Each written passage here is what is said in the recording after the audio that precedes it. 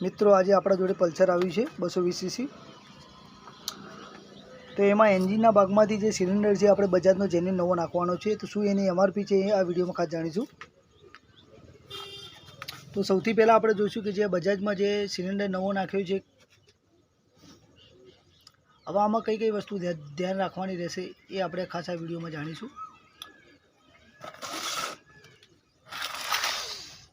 તો જે મિત્રો કહેવાના મતલબમાં સિલિન્ડર તૂટી ગયો છે, એમાં આપણે નવો પરચેઝ કરવો હોય તો એના માટે કઈ રીતની પ્રોસેસ કરાય અને કઈ વસ્તુ ખાસ ધ્યાન રાખાય જેવી છે આ પણ આ વિડીયોમાં જોઈ લઈશું।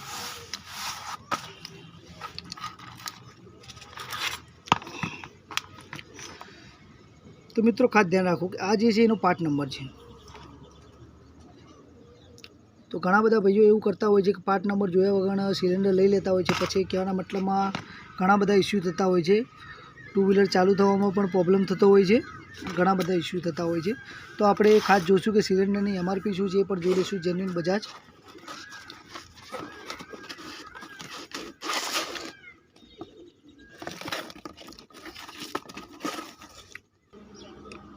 જે આ મિત્રો એનો પાર્ટ નંબર છે અને એની એમઆરપીની વાત કરીએ તો 3462 રૂપિયા એમઆરપી છે।